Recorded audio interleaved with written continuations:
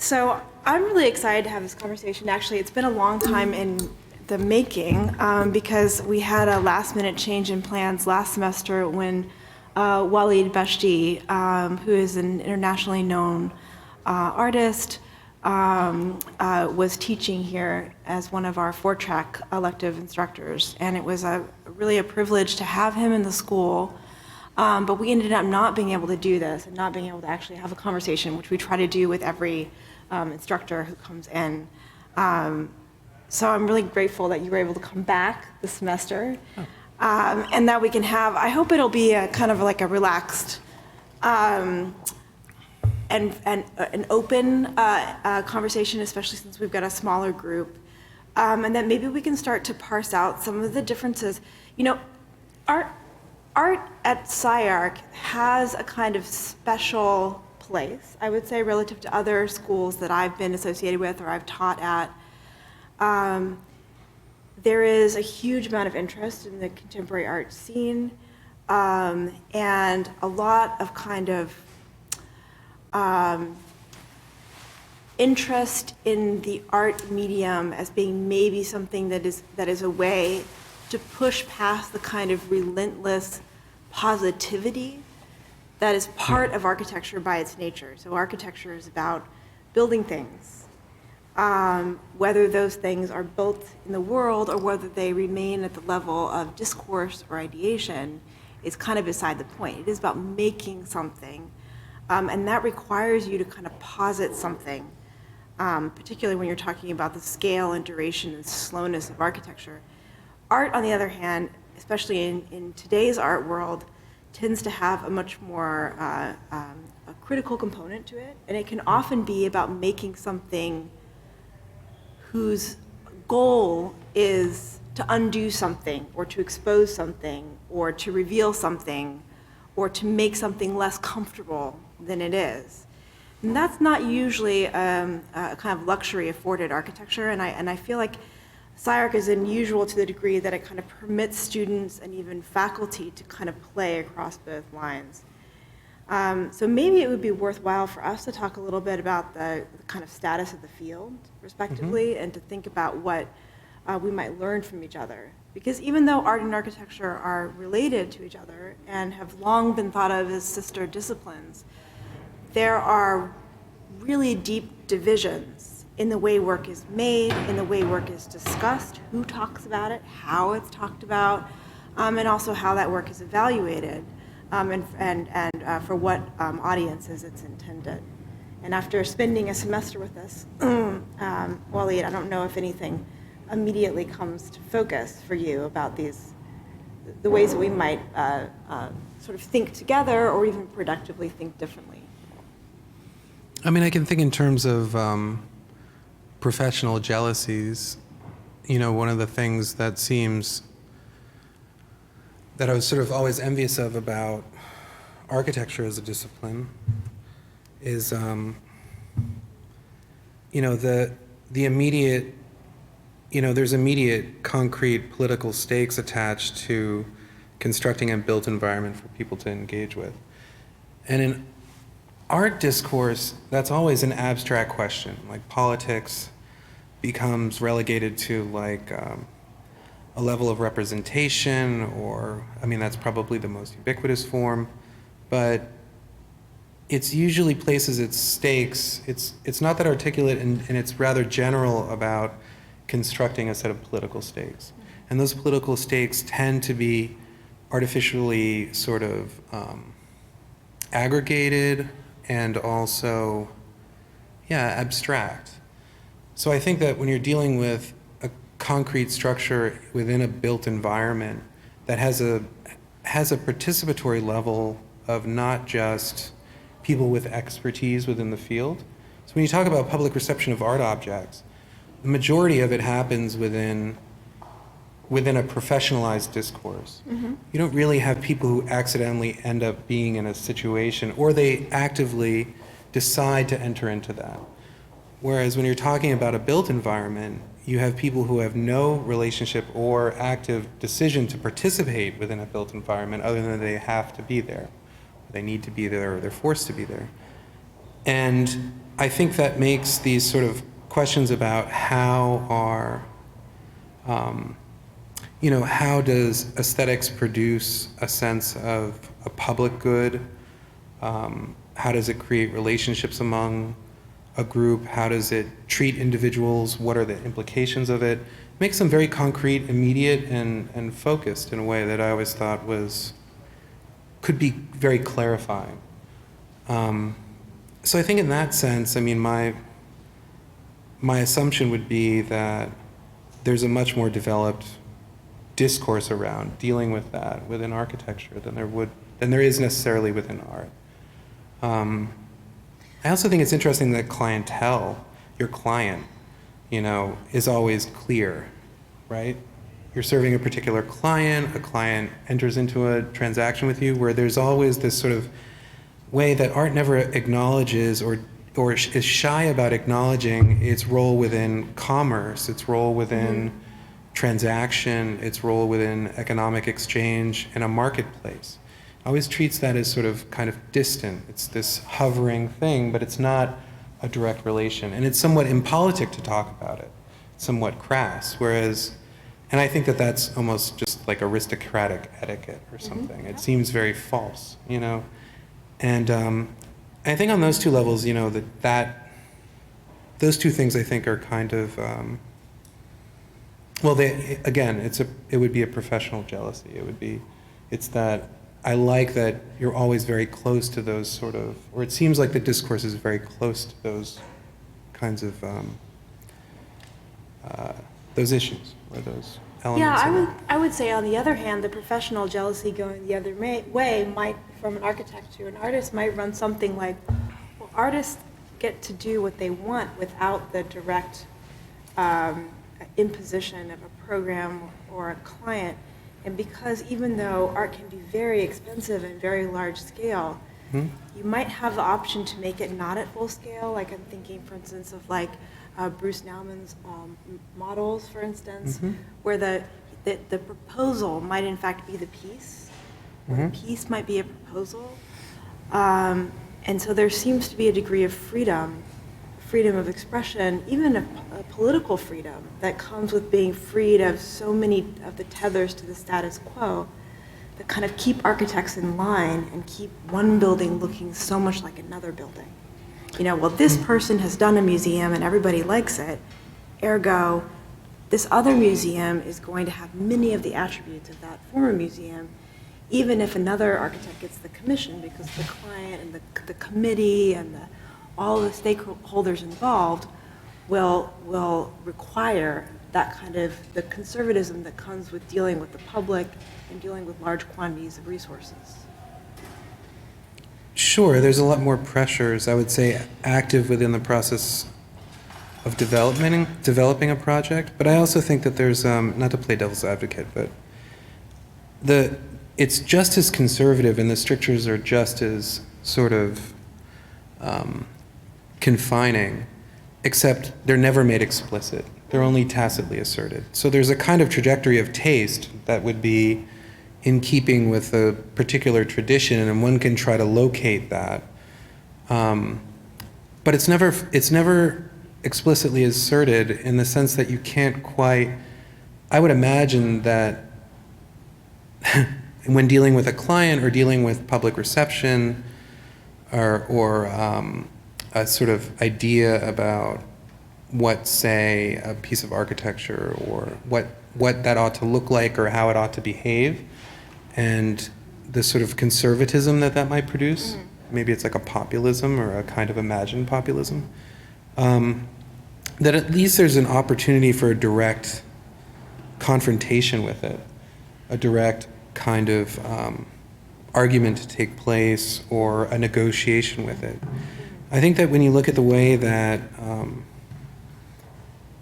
say, success in terms of an art field still requires that flow of capital to keep producing and keep doing things. And you also have to pre-make the thing. So in architecture, you're working with your constituencies. Whereas in art, typically, I mean, not always, but typically, you're kind of pre-doing the thing. And then sort of hoping that it floats. So there's there's a kind of there's an internalization of the strictures that you can actually talk about and rail against to some degree in architecture. Yeah, yeah. I mean, I think the opportunity for negotiation and actively negotiating with those things seems interesting. Now, whether or not that's legible, I mean, I haven't really thought about it the other way. Like, what do I really like about the art profession over an architectural profession? And I don't think I understand architecture in the way that it functions professionally enough to really speak too specifically about it. But art discourse was historically the origin for architectural discourse. We got architectural discourse from art discourse, and a lot of our terms of evaluation and a lot of our kind of historical constructs and things like that come right from art. And it's always interesting to me to hear an artist speak about architecture, because usually what will happen is the artist will leave the polite, or as you said, the aristocratic conversation that we've so carefully constructed in architecture very quickly and start talking about ordinary buildings in the built environment, which actually you did. Whereas, for us in our little bubble, we're very careful to try to hold those things apart and say the built environment is there and it's that. And what we're doing is over here, and it's special in the same way that many people might use the 1 hour photo at Walgreens, but only that photo taken by you might be considered a work of art.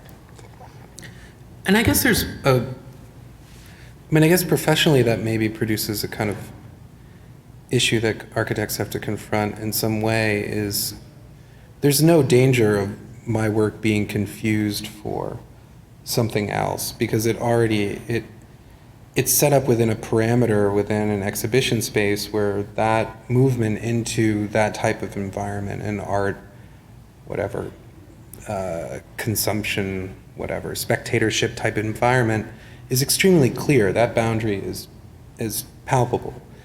And even in circumstances of like public art or performance, a lot of art relies on the presence of some form of frame, largely institutionalized frames or structural frames that offset it from the rest of the environment.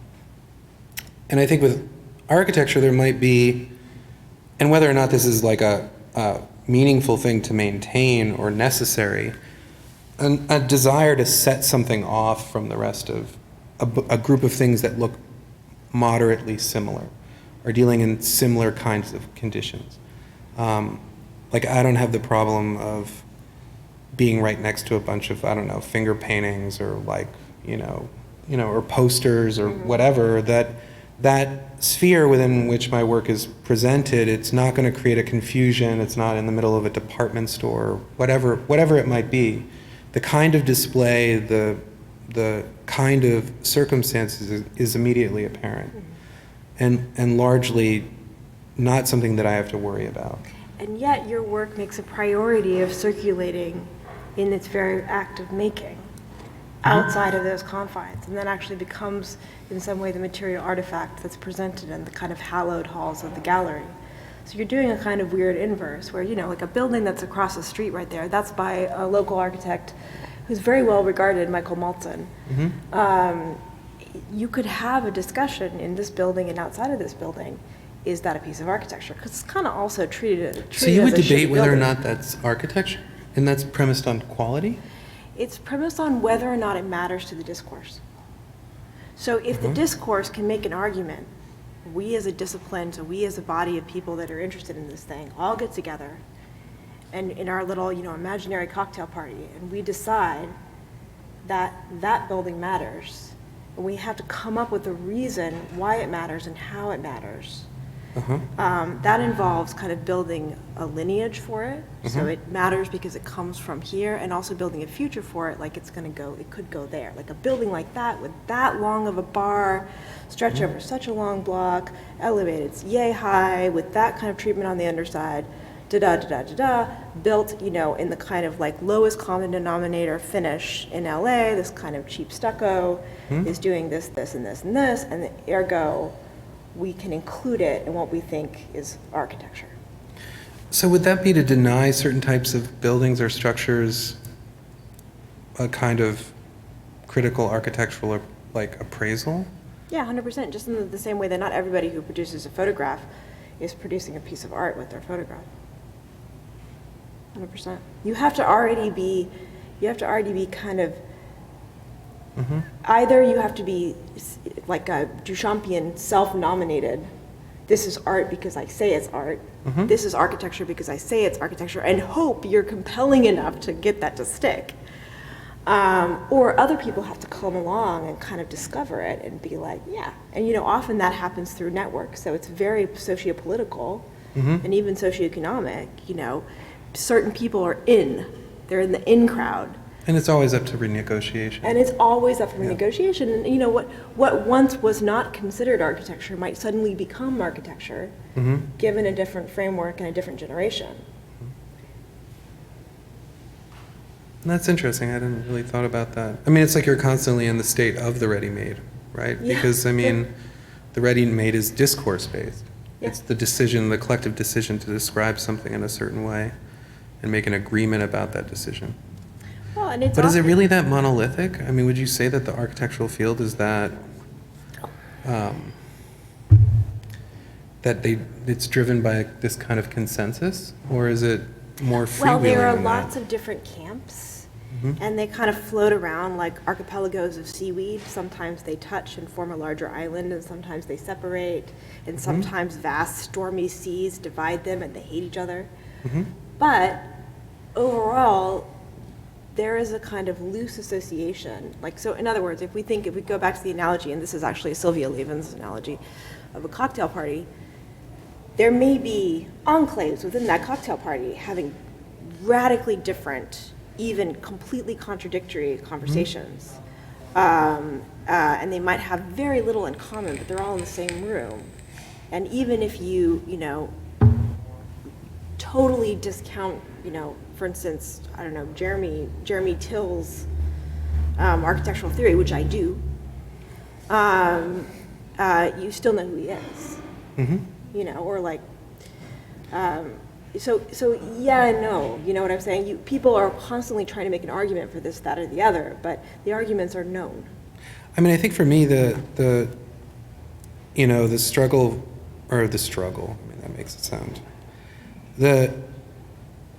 it's in some sense to reject the authority or the preciousness that the term, say, art confers upon an object.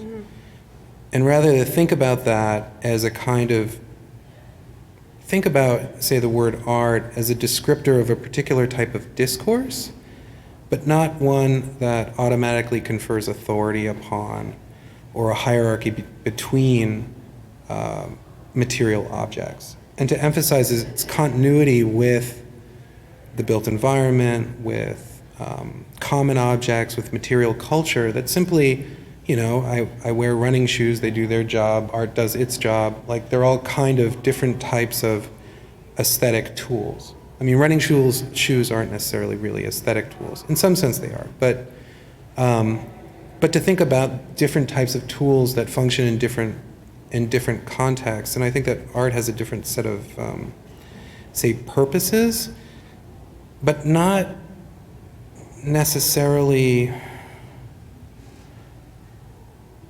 Well, I mean, just to go back, it's always that connection to the common and the everyday object, and to emphasize that continuity that is important for me. And part of it is because of this sort of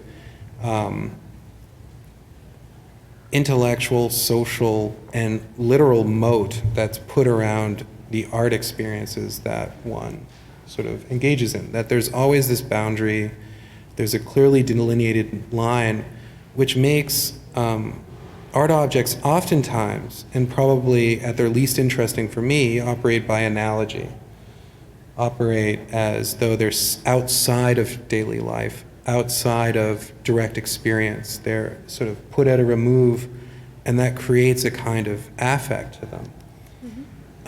And I think that reliance on that artificial delineation is somewhat problematic because it's not usually acknowledged. It's just treated as naturalized.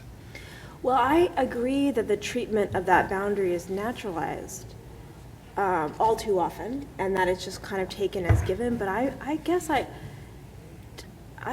from my perspective, I'm interested in preserving the boundary and even reinforcing it, because I guess I see it the other way around.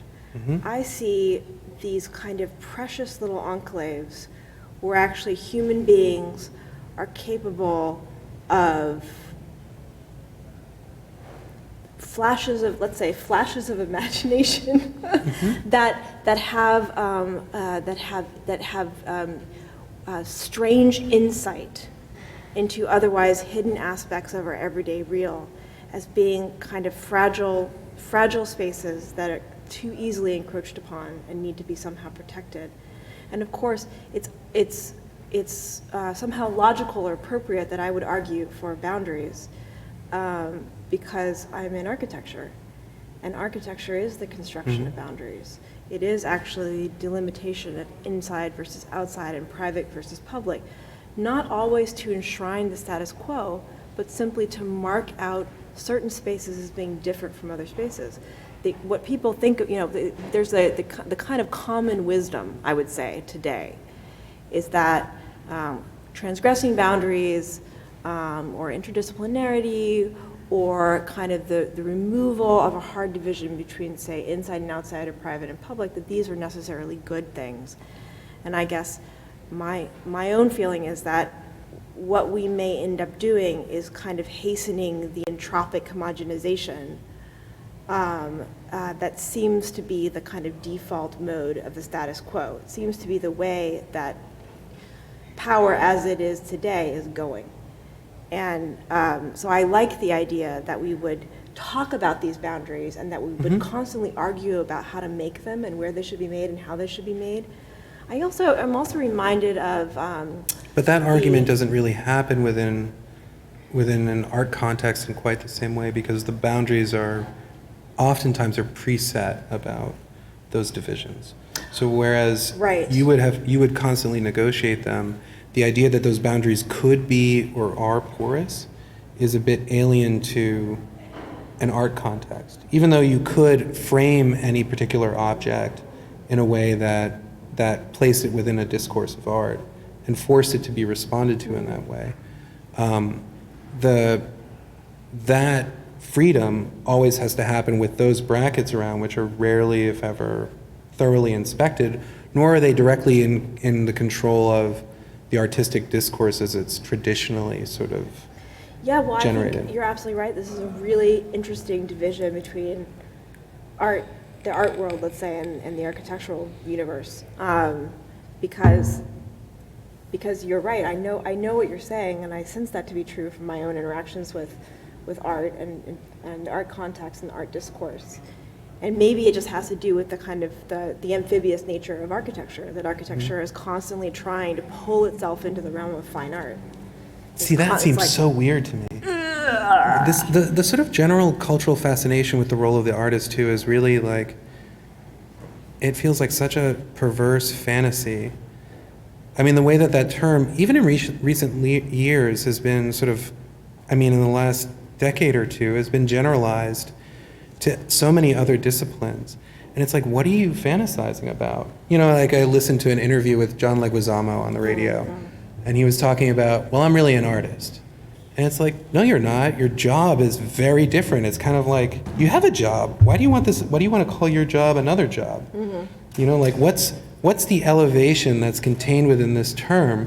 Why aren't everybody being like, well, I may make art objects, but I'm really a dentist. It's like, what's this implicit hierarchy? What's the fantasy linked to it? Like, I think that's kind of fascinating.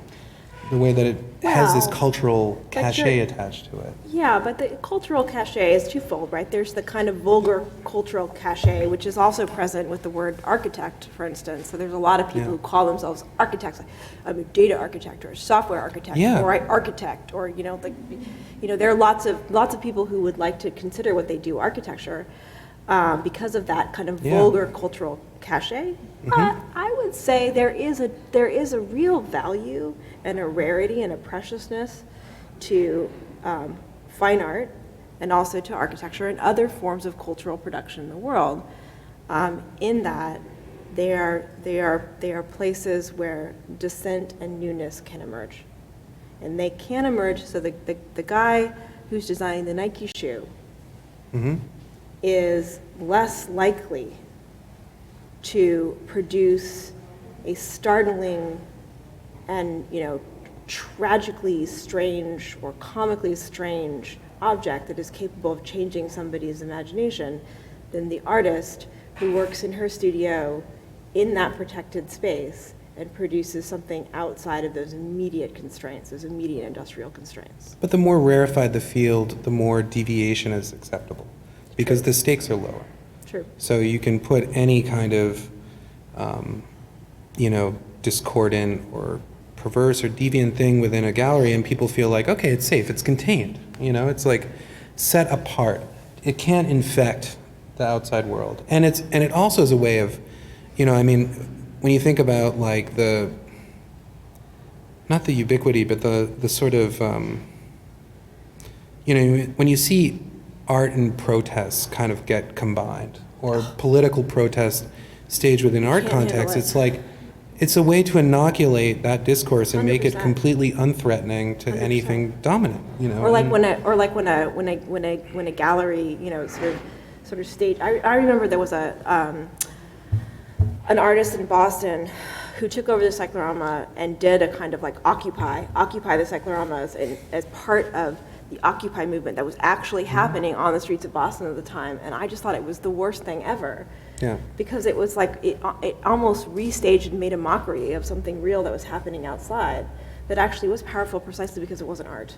Well, it claims, institutions like that, and I think it probably applies to a term like, when you apply the word architecture to something, it institutionalizes it in some way, right? It does create a kind of boundary around it within the discourse. At least it's not a physical or tangible, concrete boundary. In other words, it can be rewritten, but that, which is just to say that art is especially institutionalized. It doesn't exist without an institutional parameter around it. And that parameter is made hard and fast not only because of norms among a social group and the relatively small amount of clients or consumers involved in it. When you talk about how certain things are made public is through transactions and purchases by 0.001%, right? So as opposed to a Hollywood film, which is accountable to so many different clients or consumers, art objects generally can be disseminated and circulated with only a few extremely wealthy clients. And that, I'm kind of like getting off track with that. But the point I was trying to make is that that it's always automatically institutionalized, and institutionalization, something like protest, is anti-institutional on some level.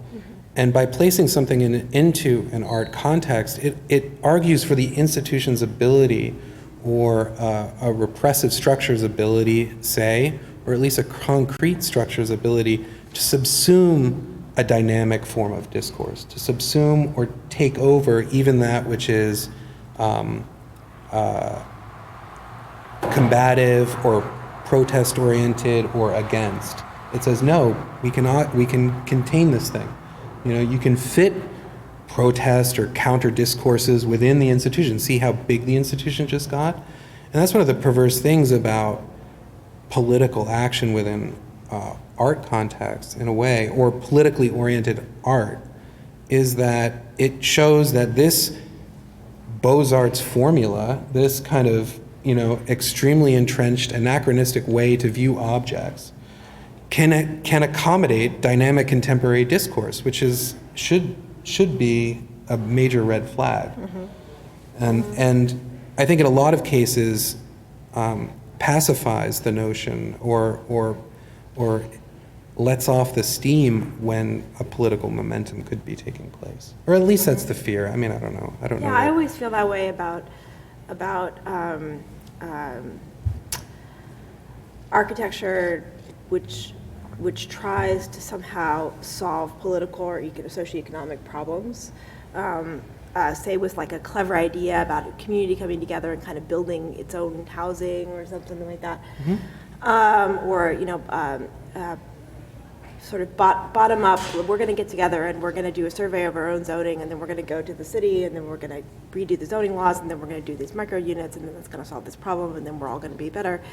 I think what often happens is that you end up kind of making people feel better without changing the underlying situation. So people feel like they've done something. People feel like they've participated in something, and it makes them feel better. But it doesn't actually get at the kind of larger issues, which are issues that have to be dealt with votes, basically. Well, yeah, and it also does maybe marches.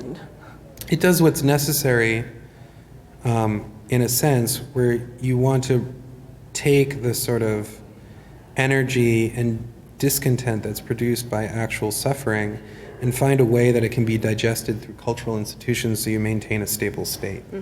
And that's what the state does. It creates, or that's what dominant powers do. They create outlets for the contained expression of discontent so that they never destabilize the whole structure.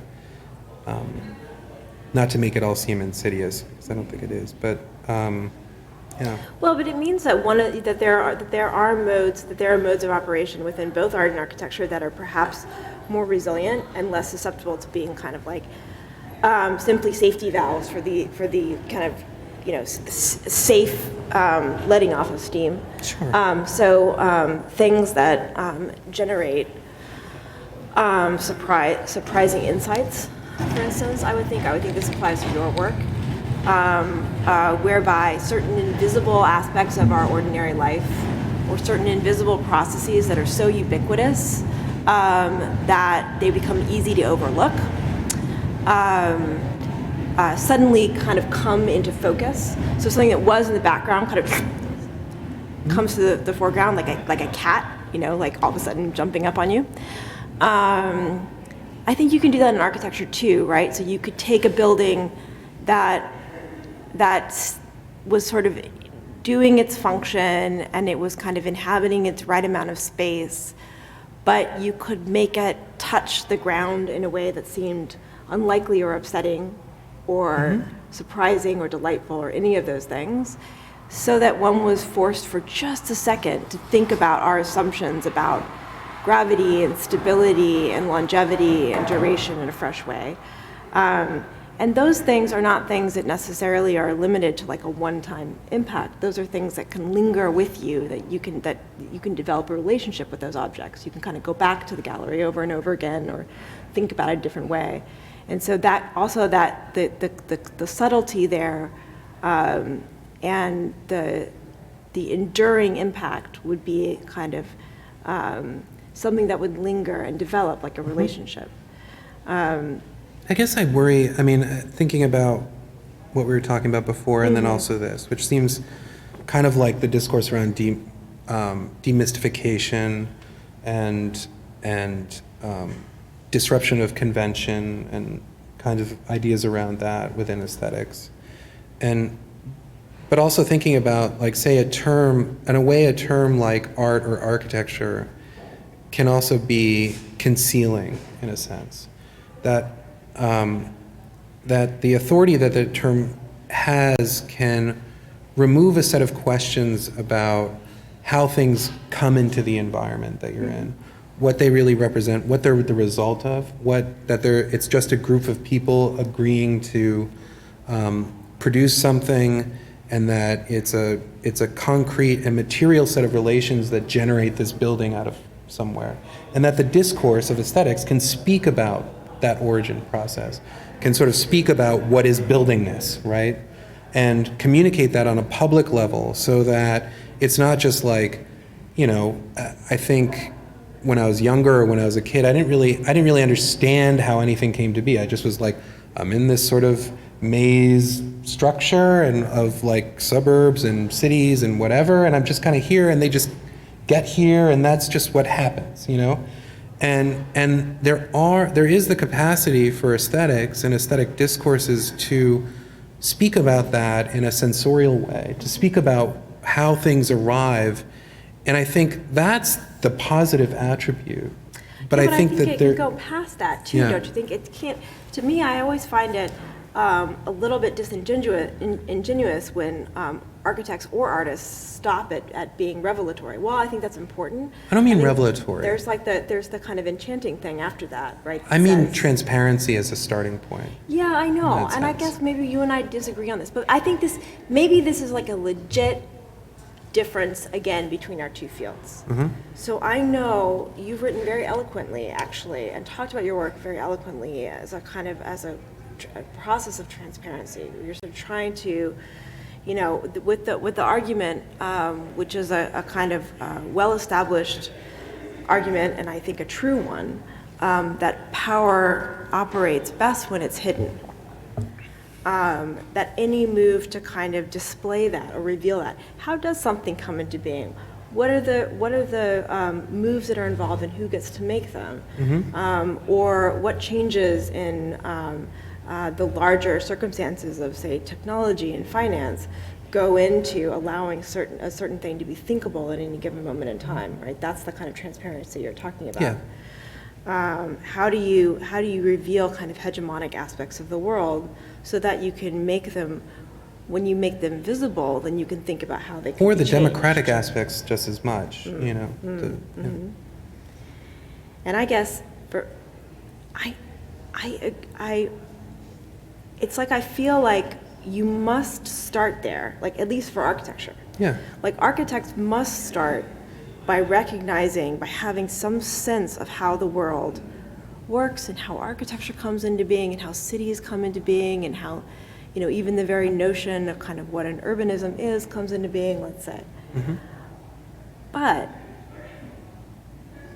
that knowledge is only like baseline knowledge Yeah. for the production of what I like to think of as being incredibly opaque, hard to understand, difficult to read, even things that you have to like look at and look at and look at and look at and look at to be able to actually even begin to comprehend objects. And the reason I'm in favor of that kind of opacity in the finished thing is because I want to imbue my own field and these objects that constitute that field at any given moment with some of that power.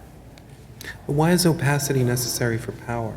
Well, you yourself stated it, didn't you? So you have to have kind of hidden things in order for them to operate in a concentrated way.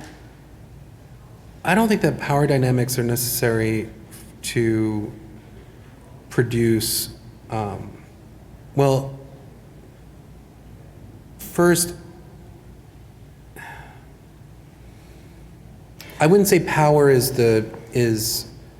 a driving force, or I don't know that I would use that as a quality that I would look for in aesthetic objects. I would say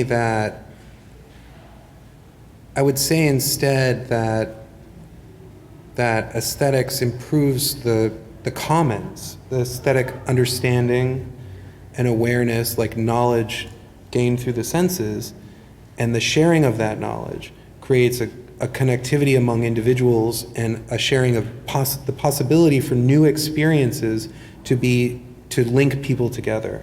And I don't mean that in a hippy-dippy way. I mean like you experience an art object or a building in a way that makes you sensitive to something that you hadn't been sensitive to before. And it's the same type of novelty that you're talking about, and perhaps opacity.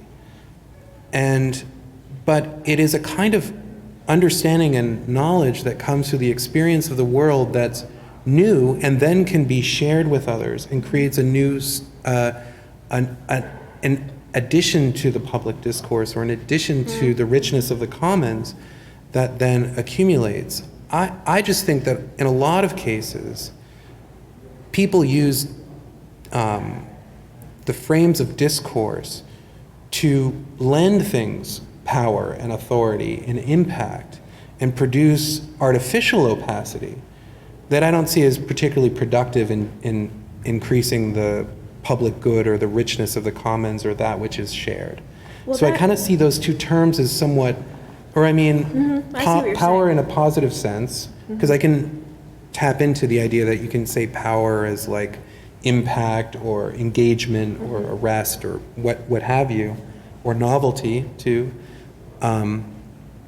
But when that notion of power is attached to opacity, I see them as, or that type of positive effect is linked to opacity.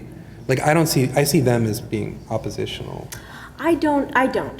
I think I agree with what you're saying, and I think it's a really lovely way to think about it. It's almost like a layer cake of something mysterious and unsettling and beautiful entering the world, and then creating a new kind of literacy, a new kind of awareness, and building maybe a consensus or building a society of a kind of enthusiasts around it, which then builds more knowledge and builds more insight, and becomes a way of creating transparency, which then goes on to inspire people to do something, again, that's mysterious and difficult to digest, et cetera, et cetera, et cetera.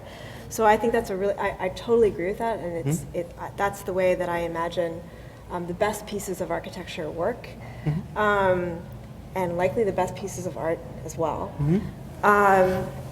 However, I think you maybe have a harsher line on the artificiality of discourse and the artificiality of the intellectual conversation that happens around art or architecture than I do. Probably because that's my field, so I'm like more protective of it. But I think people write about art and architecture. They try to make arguments about art and architecture. Well, no, let me not talk about architecture.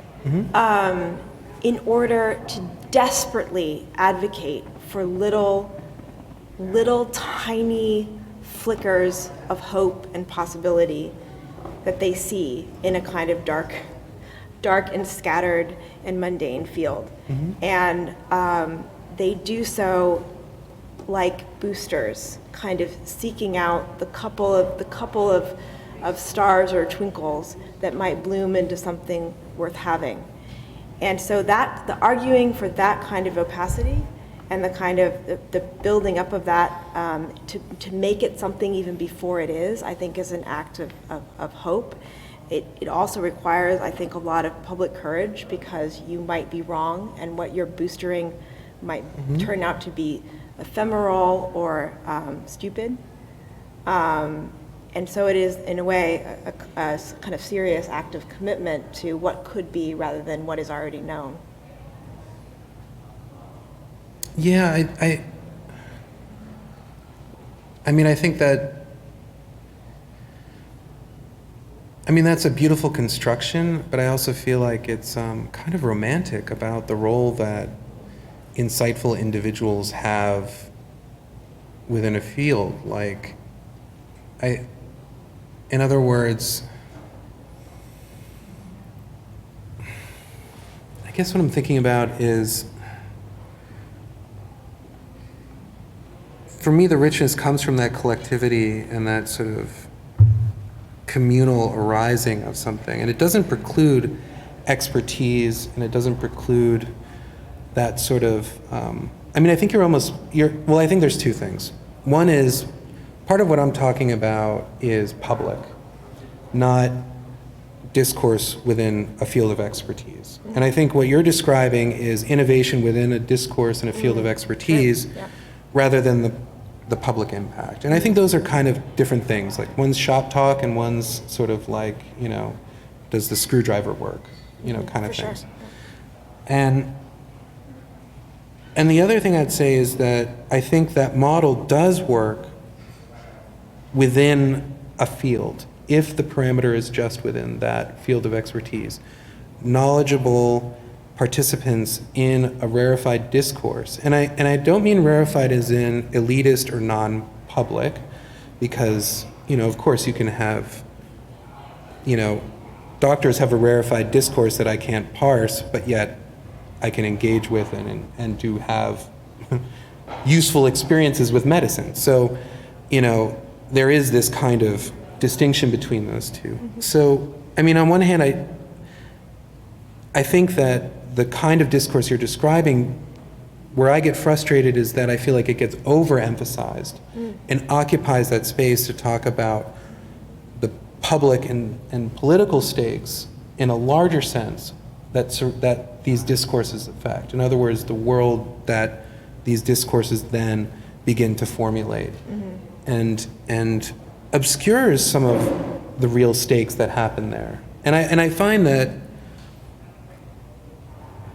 the reprieve or the advantage that architecture has is you can't ever avoid the fact that there is this very firm sense of a direct material effect on the world that you can't just sort of discount, no matter how many times you try to take a picture of the interiors of buildings, like cleaned with one funny person in the corner and the space and everything, you're going to have people running around yelling, people who don't give a shit about the building itself, people not acting contemplative. It's going to really get used if it's useful, and that's really there.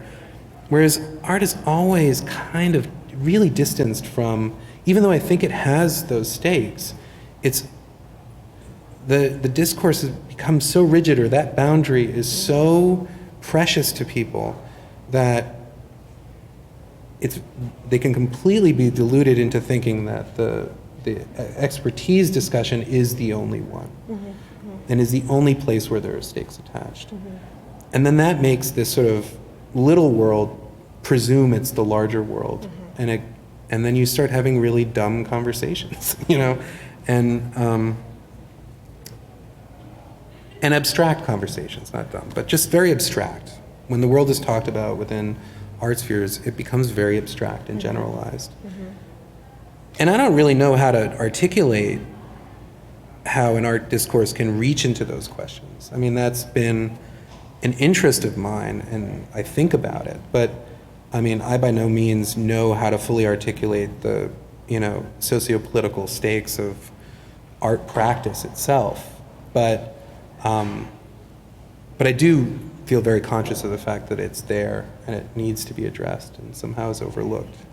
Yeah, too often I think we settle for a kind of mean-spirited or even vitriolic kind of accounting of like, oh my gosh, that painting just sold at auction for that amount of money, or somebody ate that damn banana.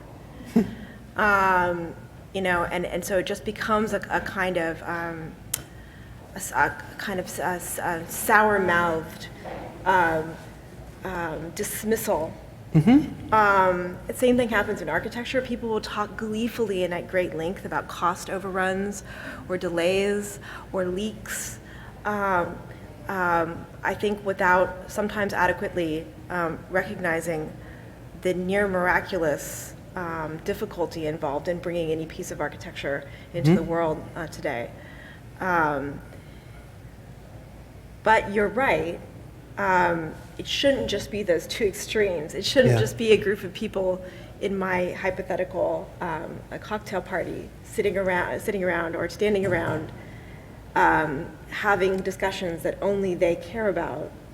Well, I as also think opposed to the general kind of public saying, I don't like new things. There needs to be a larger discourse in the middle between those two things. Well, also, when that's relegated to being harsh whispers at the cocktail party, right, it never gets fully examined. Yes. And the broader, it never gets fully integrated into the discourse. So you wouldn't have someone having a very public discussion about auction prices and blah, blah, blah, intermixed with a discussion of their own work in a way that was terribly rich, say. But part of the problem is, like talking about those things is a way to sort of like, mix the aristocratic, like, with some form of perverse and, vulgar, like to inject that into it. To take this thing that treats itself preciously and inject a harsh, base vulgarity into it. And that's problematic, I think, because then you always maintain that separation even by doing that. Yeah, well, So, it's like when, it's like when somebody, there's a murder mystery in which all the people are famous and beautiful and rich and live in a mansion, and then the sensation is that a crime happened there and there was, blood was, that's the kind of base vulgarity that brings about. It's kind of a titillating one, Yeah. and not really that productive. So we need to then think about what could be in the middle.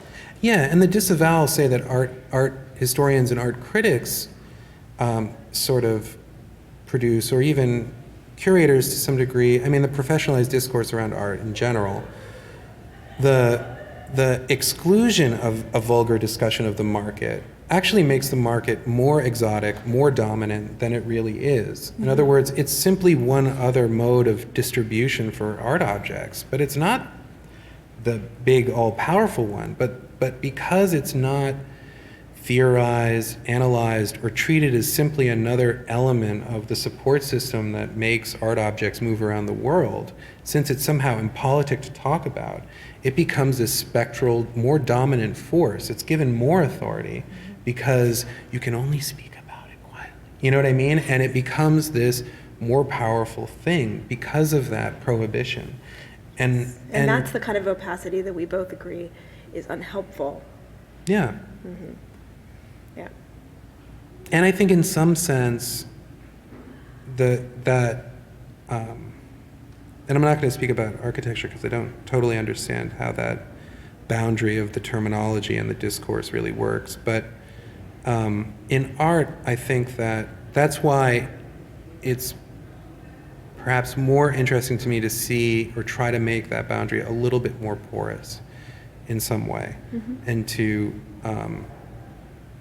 try to accept that. I mean, because it also happens, it's a very academic kind of problem where the notion of intellectual purity or academic purity is this enshrined sort of idea where you can't have the vulgarity of a marketplace. And I think what's interesting about art is that you can't ever talk about an art object without knowing that you're talking about something that gets bought and sold, and no matter how complex or rich or compelling or whatever the ideas are, its monetization, the monetization of intellectual discourses, we're always right there next to it. And it's something that can be treated far more discreetly and politely within academic disciplines, within like literature. You can there's a more of a boundary there and a more of a disavowal of that element, that monetization lurks in all things and is not a compromise made, but is simply the way that we transact in things. And there's always some form of exchange happening in the background of all discourses. Well, I was enjoying our conversation so much that I only just now realized it's 2:00 and all of these students have to go to studio. But I want to thank you for what a provocative and deeply enjoyable conversation. Yeah, that was super fun. Thank you for Thanks. coming back. Oh, it's my pleasure. Thanks for having me. Thank you all for coming.